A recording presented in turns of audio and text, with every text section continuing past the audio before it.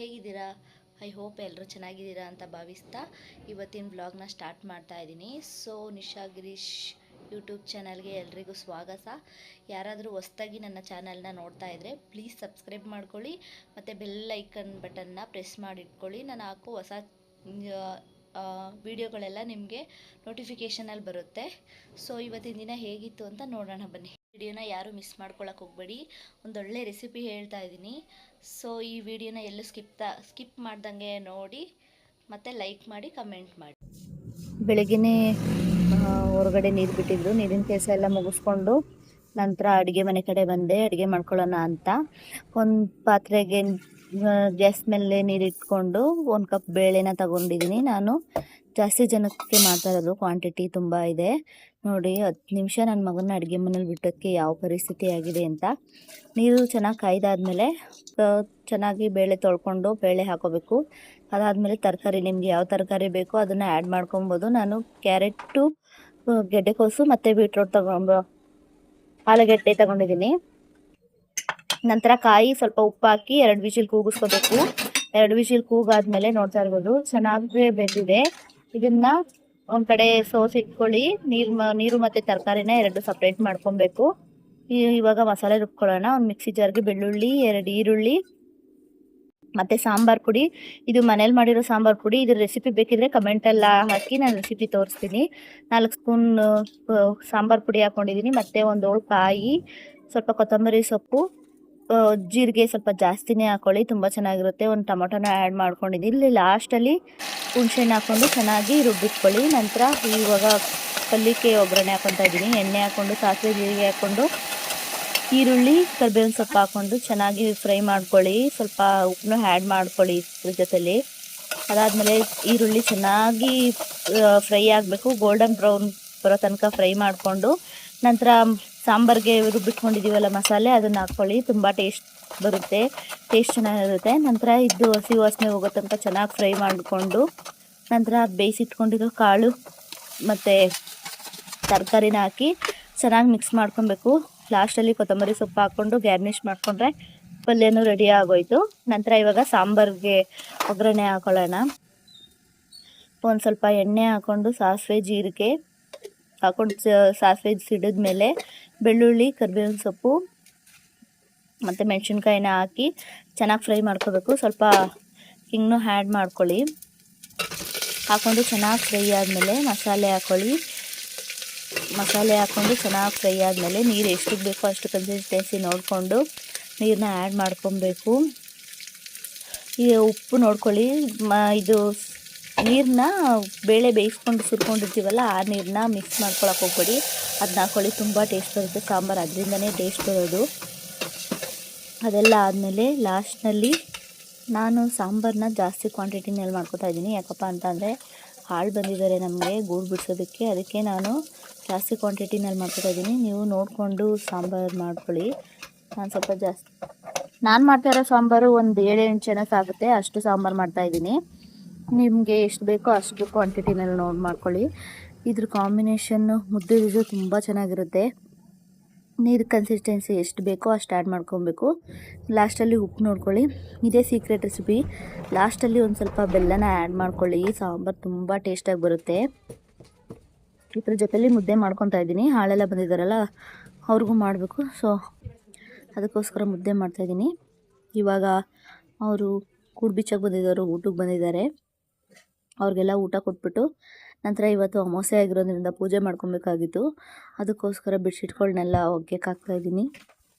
ಬೆಳಗ್ಗೆಯಿಂದ ಫ್ರೀನೇ ಸಿಕ್ಕಿರಲಿಲ್ಲ. ಎಷ್ಟು ಕೆಲಸ ಮಾಡಿದ್ರೂ ಆಗೋದಿಲ್ಲ. ರೈತರುಗಳ ಮನೆಯಲ್ಲಿ ಹುಳ ಇತ್ತು ಅಂತ, ರೇಷ್ಮೆಗಳು ಬೆಳೆಯೋರು ಅಂತ ಅಂದರೆ ಹುಳ ಜರ್ದಿಂದ ಇದ್ಮೇಲೆ ಎಷ್ಟು ಕೆಲಸ ಮಾಡಿದ್ರೂ ಮನೇಲಿ ಸಾಗೋದೇ ಇಲ್ಲ. ಮನೇಲಿ ಕೆಲಸನೇ ಮಾಡೋಕ್ಕಾಗೋದಿಲ್ಲ, ಅಷ್ಟಿರುತ್ತೆ. ಬೆಡ್ಶೀಟ್ಗಳನ್ನೆಲ್ಲ ಚೇಂಜ್ ಮಾಡಿಬಿಟ್ಟು ಅವನ್ನ ಎಲ್ಲ ಒಗ್ಯಕ್ಕೆ ಹಾಕಿದೆ. ಅವನ್ನೆಲ್ಲ ಒಗೆದು ಅವೆಲ್ಲ ಒಣಗಾಕೋ ಅಷ್ಟರಲ್ಲಿ ಟೈಮ್ ಆಗೇ ಹೋಯಿತು.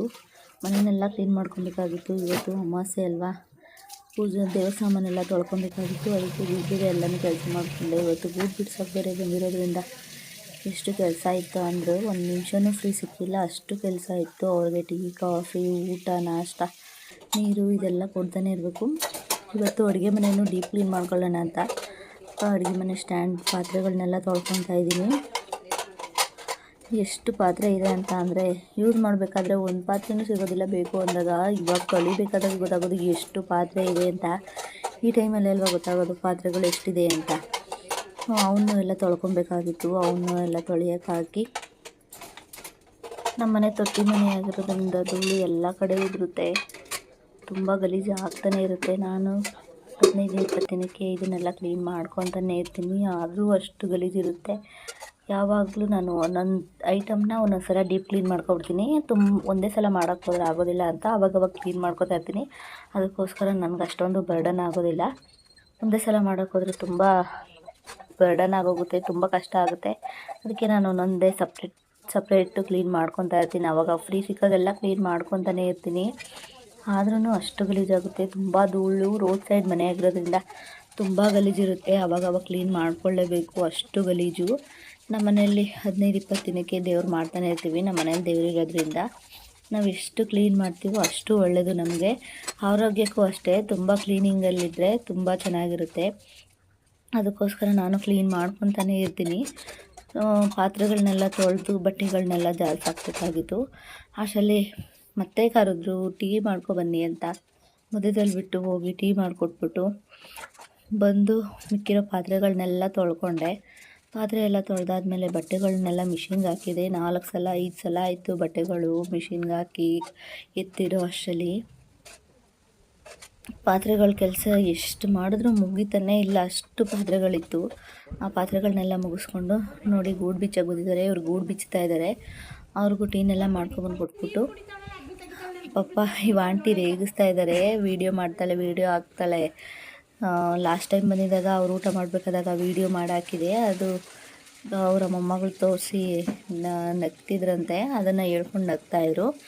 ಅವ್ರಿಗೂ ಟೀನೆಲ್ಲ ಮಾಡಿಕೊಟ್ಬಿಟ್ಟು ಬಂದು ಇಲ್ಲಿ ಬಟ್ಟೆಗಳನ್ನೆಲ್ಲ ಮಿಷಿನ್ಗೆ ಹಾಕಿತ್ತಿಟ್ಟಿದೆ, ಅವನ್ನೆಲ್ಲ ಜಾಲಿಸ್ಬೇಕಾಗಿತ್ತು. ಆ ಕೆಲಸನ ಮುಗಿಸ್ಕೊಂಡೆ. ಬಟ್ಟೆಗಳನ್ನೆಲ್ಲ ಜಾಲಿಸಿ ಒಣಗಾಕ್ಬಿಟ್ಟು ಬಂದೆ. ಮತ್ತು ಎಲ್ಲ ಮುಗಿಸ್ಬಿಟ್ಟು ಮನೆಯನ್ನೆಲ್ಲ ಕ್ಲೀನ್ ಮಾಡಿಕೊಂಡು ಗುಡಿಸಿ ಒರೆಸಿ ಎಲ್ಲ ಆಗಿ ಸ್ನಾನಕ್ಕೆ ಹೋಗಬೇಕಾಗಿತ್ತು. ಸ್ನಾನನೂ ಮುಗಿಸ್ಕೊಂಡು ಬಂದು ನಮ್ಮ ಮನೆಯಲ್ಲಿ ಸ್ನಾನ ಮಾಡ್ಕೊಂಡು ಬಿಸಿಲು ನೀರು ತಗೊಬಂದು ಪೂಜೆ ಮಾಡಬೇಕು. ಸೊ ಅದಕ್ಕೋಸ್ಕರ ನೀರು ತರೋಣ ಅಂತ. ಎಲ್ಲರೂ ಮನೆಯಲ್ಲೂ ಬಟ್ಟೆ ಮತ್ತು ಪಾತ್ರೆ ಕೆಲಸನೇ ಬೇಗ ಆಗೋದಿಲ್ಲ, ತುಂಬ ಟೈಮ್ ತಗೊಳುತ್ತೆ. ಇವಾಗ ಮನೆ ಒರೆಸೋಣ ಅಂತ ಬಂದೆ. ಬಟ್ಟೆನೆಲ್ಲ ಕ್ಲೀನ್ ಮಾಡಿಬಿಟ್ಟು, ಇದು ನಾವು ದೇವ್ರು ಮಾಡೋ ಮನೆ, ಇದನ್ನು ಮಾಪಲ್ಲಿ ನಾವು ಒರೆಸೋದಿಲ್ಲ, ಯಾವಾಗಲೂ ಕೈನಲ್ಲೇ ಒರೆಸ್ಕೊಳ್ಳೋದು. ಎನಿ ಟೈಮ್ ಯಾವಾಗಲೂ ನಮ್ಮ ಅಮ್ಮನೇ ಕ್ಲೀನ್ ಮಾಡ್ಕೊತಾ ಇದ್ರು. ಈ ಸಲ ಗೂಡು ಬಿಡ್ಸೋಕ್ಕೆ ಹೋಗಿರೋದ್ರಿಂದ ನಾನು ಕ್ಲೀನ್ ಮಾಡ್ಕೊಬೇಕಾಗಿತ್ತು. ಅದನ್ನೆಲ್ಲ ಒರೆಸ್ಕೊಂಡು ಮನೆಯನ್ನೆಲ್ಲ ಒರೆಸ್ಕೊಂಡು ಸ್ನಾನ ಮುಗಿಸ್ಕೊಂಡು ನೀರು ತೊಗೊಬಂದೆ. ದೇವ್ರ ಸಾಮಾನು ತೊಳ್ಕೊಬೇಕಲ್ವ, ಅದಕ್ಕೆ ಸ್ನಾನ ಮಾಡ್ಕೊಂಡು ಹೋಗಿ ನೀರು ತೊಗೊಬಂದು ದೇವ್ರ ಸಾಮಾನೆಲ್ಲ ಎತ್ಕೊಳ್ತಾ ಇದ್ದೀನಿ. ದೇವ್ರ ಮನೆಯನ್ನೆಲ್ಲ ಕ್ಲೀನ್ ಮಾಡಿ ದೇವ್ರ ಸಾಮಾನು ತೊಳ್ಕೊಂಡು ಬಂದೆ. ದೇವ್ರ ಸಾಮಾನು ಎಲ್ಲ ತೊಳ್ಕೊಂಡು ಬಂದು ಕಳಶಕ್ಕೆಲ್ಲ ನೀರು ಹಾಕ್ಕೊಂಡು ಹೊಸ್ದಾಗಿ ನೀರು ತಂದಿದ್ನಲ್ಲ ಅದನ್ನೆಲ್ಲ ಹಾಕ್ಕೊಂಡು ಪೂಜೆ ಮಾಡ್ಕೊತಾ ಇದ್ದೀನಿ. ಇವತ್ತು ಇದು ಅಧಿಕ ಮಾಸದ ಅಮಾವಾಸ್ಯೆ ಆಗಿರೋದ್ರಿಂದ ಈ ದಿನಗಳಲ್ಲಿ ವಾರಗಳು ಮಾಡಿಕೊಂಡ್ರೆ ತುಂಬ ಒಳ್ಳೆಯದು. ನಾವು ಎಷ್ಟು ಭಕ್ತಿಯಿಂದ ಪೂಜೆ ಮಾಡ್ತೀವೋ ದೇವರಿಗೆ ಅಷ್ಟು ಒಳ್ಳೆಯದು.